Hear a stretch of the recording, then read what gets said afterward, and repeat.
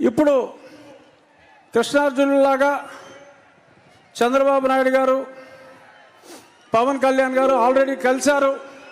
నేను 2 సంవత్సరాలుగా చెప్తున్నా, అందరూ కాదన్నా, ఎంతోమంది అది ఎలా కుదురుతుందన్నా కూడా ఖచ్చితంగా ఒక దుర్మార్గుని అంతం చేయాలంటే బ్రహ్మ విష్ణు మహేశ్వరులే కలిశారు. వీళ్ళు కలవాలి అన్నా వీరిద్దరూ ఇప్పుడు కలిశారు. అతి త్వరలో నా ఆకాంక్ష కృష్ణార్జునులై వీరిద్దరూ కురుక్షేత్రంలో ఈ 151 మంది అంటే అభినవ కౌరవులు 151 వీళ్ళందరినీ తుదముట్టించే కార్యక్రమంలో ఆనాడు ఆ జెండా మీద, కాషాయ జెండా మీద కపిరాజు ఉంటే నేను ఊహించేది నరేంద్ర మోడీ గారిని, తప్పకుండా పవన్ కళ్యాణ్ గారు అహర్నిశలు మొన్నే చెప్పారు, తిట్లు తిన్నా నేను వదిలేది లేదు అని. తప్పకుండా రాబోయే 4-5 రోజుల్లో ఒక గొప్ప అద్భుత సృష్టికి అంకురార్పణ జరిగి ఇప్పుడు మనల్ని సర్వనాశనం భ్రష్టు పట్టించిన వ్యక్తి చరిత్ర పుటల్లో కలిసిపోయే సమయం వచ్చింది.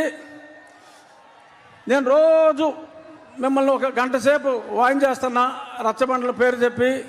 ఆ చెప్పినవన్నీ కాకుండా మనకి అమరావతిని సర్వనాశనం చేసిన ముఖ్యమంత్రి 3 క్యాపిటల్స్ అన్నాడు, ఏది అడ్రస్ లేదు.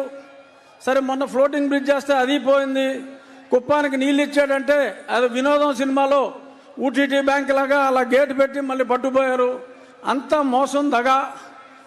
రాజధాని లేని ఈ రాష్ట్రానికి ఈ ముఖ్యమంత్రి తీసుకొచ్చిన ఒక ఘనత ఏంటంటే ఆంధ్రప్రదేశ్ని ఒక క్యాపిటల్ చేశాడు. దేనికిరా అంటే డ్రగ్ క్యాపిటల్ ఆఫ్ ఇండియా చేశాడు. ఎక్కడ ట్రక్ దొరికినా అది ఆంధ్రప్రదేశ్ నుంచే బయలుదేరుతుంది.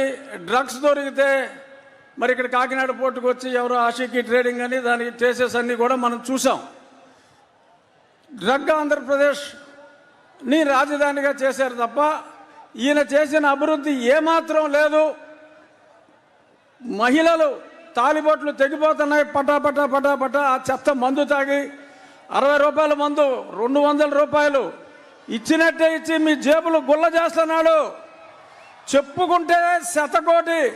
అది ఎలాగో పెద్దలు చంద్రబాబు నాయుడు గారు, పవన్ కళ్యాణ్ గారు ఆ దూషణ భూషణలన్నీ వారికే వదిలేస్తున్నా. నా రిక్వెస్ట్ ఒకటే, భేషజాలని వారిద్దరూ ఎలా అయితే భేషజాలు పక్కన పెట్టి అన్నదమ్ముల్లా కలిసిపోయారో ఇక్కడున్న తెలుగుదేశం, జనసేన నాయకులు, కార్యకర్తలు అందరూ కూడా చిన్న చిన్న డిఫరెన్సెస్ ఉంటాయి, కానీ మనం సర్దుకుపోవాలి.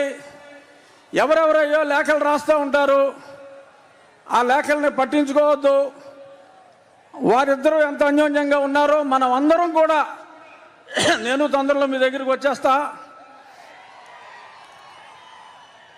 ఎప్పుడు మా ఈ సాక్షి పేపర్లో ఇంట్లో రాస్తూ ఉంటారు, ఊరికనే ఆయన టికెట్ ఇవ్వడు, ఈయన టికెట్ ఇవ్వడు, ఆడ పని అవుట్ అని మాట్లాడుతూ ఉంటారు. వాళ్ళిద్దరు ఎదురుగుండానే చెప్తున్నా, మళ్ళీ నరసాపురంలో ఇదే కూటమి నుంచి నేను పోటీ చేస్తున్నా. ఇంతకంటే పెద్ద సభ మళ్ళీ వారిద్దరి సమక్షంలోనే అప్పుడు నేను కండక్ట్ చేస్తా. ఇప్పుడు నేను వెనకాల ఉన్నా, అప్పుడు నేను ముందుంటా, నేను కండక్ట్ చేస్తా. ఎందుకంటే ఇప్పుడు నేను ఏ పార్టీలో లేను కాబట్టి వెనకాల ఉన్నా. చాలామంది ముందున్నారు. ఇంకా పార్టీల్లో చేరబోయినప్పటికీ మరి కొంత చొరవ తీసుకుని జై తెలుగుదేశం, జై జనసేన, జై బీజేపీ. Thank you.